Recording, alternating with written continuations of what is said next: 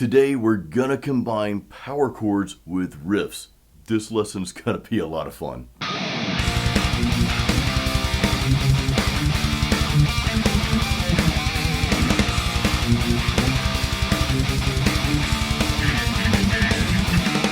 When you're practicing guitar, one of the things that's easy to get caught up in is just practicing power chords or just noodling around practicing different riffs.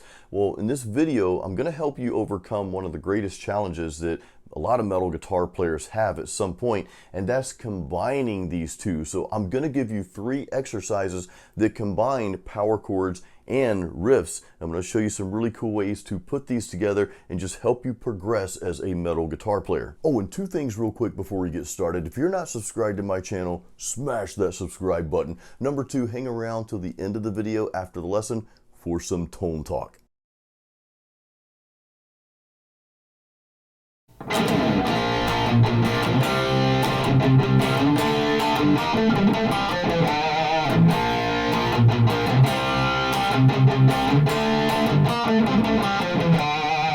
Alright, so there's your first riff that I want you to learn, your power chords and riffs together. So let's go over the power chords first. Now I'm not going to throw up the tabs for the power chords because they're just simple power chords.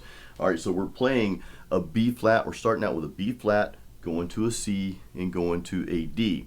Now the cadence here, you can kind of change this up and play it however you want or whatever kind of feels natural to you. I'm doing some palm mutes here. I'll also play it just holding those chords out. We'll play it that way in a second as well. But I just want to stress that you can kind of mess around with that part if you want and just play whatever comes out, whatever feels natural. That's always what I want you to do, is just kind of play what you feel at the moment, not necessarily exactly the way I play it. It's okay if you don't play it the way I play it. All right, so B flat, C, D. Now you'll notice the D power chord, when we get to that point, halfway through that is when we start that little riff. So I'm going to play that through one more time, and then I'll break the riff part down slow, and I'll put up the tabs for the actual riff.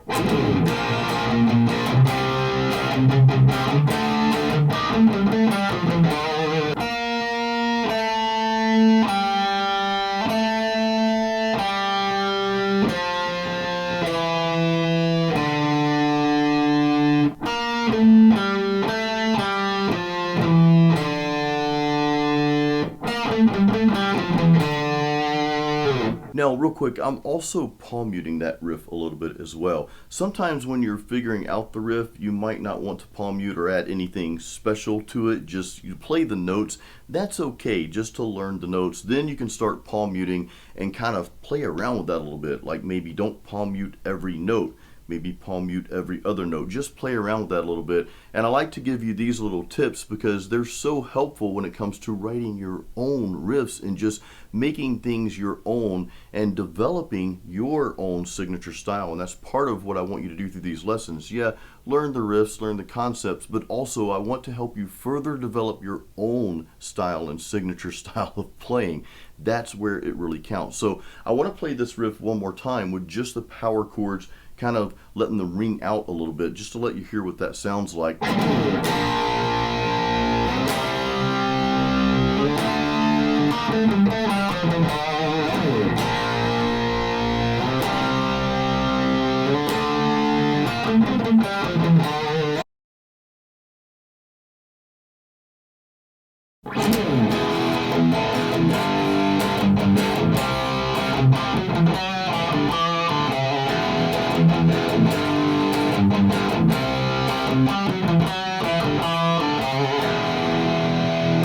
Alright, so this riff is kind of similar to what we just played in the first power chord and riff merging here. The merging of the power chords and riffs. That sounds like an epic movie title. Can you imagine, like, the power chords of these little characters are kind of bulky and powerful looking, and then you've got characters that are the riffs. They've got magical powers and they come together. I'm going way off the deep end here, and I haven't even had my first cup of coffee yet. Anyway, so this riff is a little bit different in a sense that you're walking down, but you're kind of like, you're taking, 2 steps forward, 1 step back type of thing. I think that was a Paula Abdul song. Anyway, I'm an 80s guy. So you're kind of doing this little walk here, back and forth. And the riff has these little stops to it, so it's not as fluent as the first riff. So this kind of gets you used to playing a little bit different style here, because you're having to do these little walks and stops along the way, if that makes sense. And of course I'll play this slow and I'll put the tabs up for the actual riff itself. So let's go through this again, okay? And again, I'll throw the tabs up and I'll play the riff a little bit slower.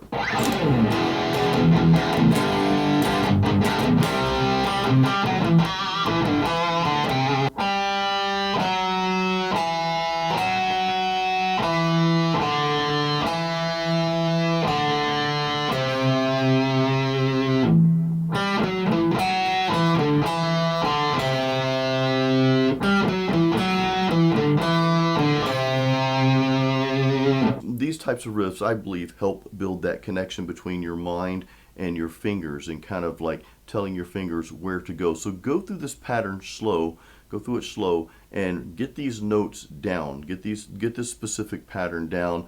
Don't really worry about speed so much. Speed really doesn't matter that much, okay? The goal is to remember the notes that you're playing and to be confident in where you're going next on the fretboard. That's the goal of this lesson, and especially as you're playing the power chords, integrating the power chords with the riffs. Remember that epic movie that we're making here, the power chords and the riffs.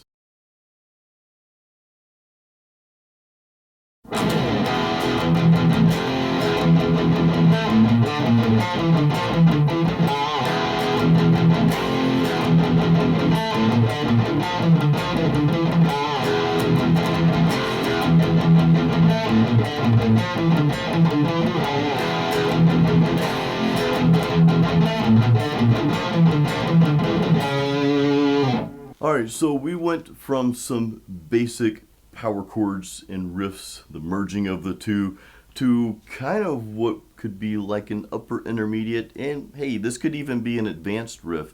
And if you're not quite at this level yet, that's okay. Keep working on the first two and then come back to this lesson and you will eventually grab this, okay? You will get it. For those of you who are at a bit higher level, this is one of those riffs that can be sort of challenging because we've got a few things going on here. So first of all, let's talk about the power chords. Very simple and very metal, very like evilish sounding. That E and that F together, E minor and the F together, those two chords just scream metal, okay? And then we're just palm muting those. You saw I threw in some little gallops here and there. I can't quite remember where I threw those in, but they're in there. Just play those chords how you want. Just kind of get the cadence down of how we're playing them, the timing and all that. And I'll play this again, of course, and I'll slow down the riff for you as well. But the riff, I want to talk about the riff before we get into the tablature and the specific notes. So a few things going on here. One is we are string skipping, okay? You'll notice when you see the tabs and we go through this slow, you'll see that I'm playing a note on the D string. After we play that E and F, I'm starting out with a note on the D string, then I'm skipping the A string to play a note on the E string, okay? And then we mess around a little bit. Actually, I think we finish on the A string there. And we've got the other thing we've got going on here is a sequence of notes that are going one way, going from high to low, and we're repeating that twice, but then we reverse the pattern and go back up before we end on that, what I like to call a little off note. It's one of those notes that doesn't quite fit the progression, but it just gives it that really wicked twist, that really wicked sound. And again, you'll hear this again. I'm going to play this through and I'll slow it down, I'll slow the riff down for you and put up the tab. So let's go over that.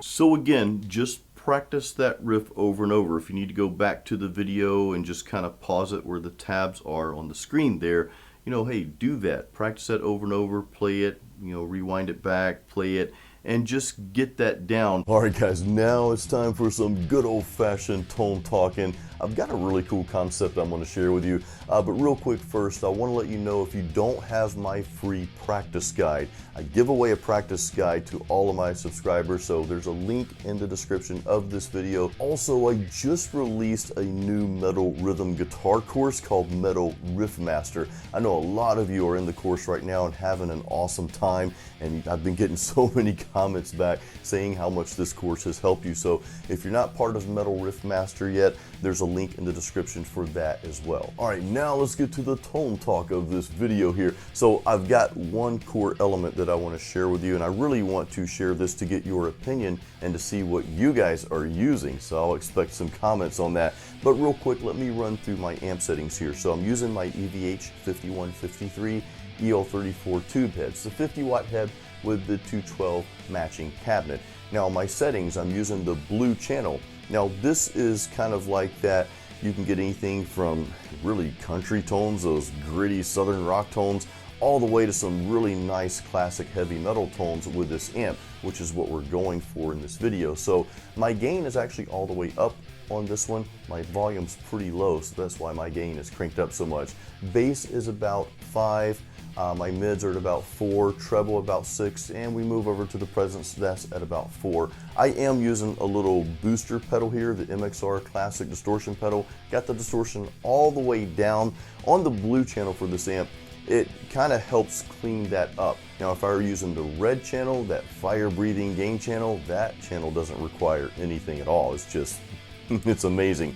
But the blue channel is great for getting more diverse tones and just getting a wide range of different styles. Now for the part that I really want to share with you though, and again, I want your opinion and I want to see what you guys are using. So first, I'm using my Ibanez Prestige RG1570. Now you guys have seen this on countless videos because I've had this guitar forever and I'll always keep it.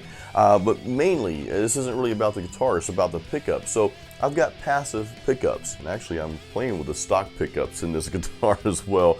I've got a video on, you know, why I went back to stock. I actually changed these out at one point. They were still passive, but I changed them out with some DiMarzios. Most of you saw those videos. It was like a series of like 3 videos.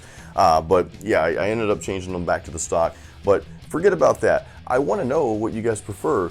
Active pickups or passive pickups when it comes to playing hard rock and heavy metal. Now I know some of you may be saying, well Jason, duh, I play, you know, melodic death metal or whatever. Of course I'm going to use active pickups for that because it's just higher output, more gain, more sustain, all that good stuff. But I think passive pickups may also have a place in pretty much any subgenre of metal music as well, for different reasons. But I want to know what your thoughts are, so I expect to see some comments down there, guys. I want to know what you're using, what pickups you prefer, whether they're active or passive. And again, you know, we all love talking about gear, and it's just so cool to see the different types of pickups that you guys are using and the reasons why you're using what you're using. So yeah, leave those, flood the comments with those, because that's just really interesting stuff to see what you guys are using and just to hear about and read about. And also include the style of music that you mostly play, because I think that has an important part of the style of pickups that we use as well, active versus passive, and then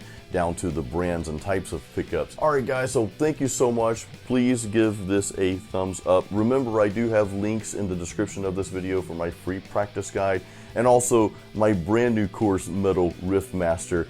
I consider it like the ultimate metal rhythm guitar course, and I focus just on rhythms in this course. There's a reason for that. When you click on that link, you'll understand why. But jump in there with all the rest of the metal guitar players in there, just having a great time with the course. Guys, thank you so much for supporting my channel. Until next time, as always, keep it metal.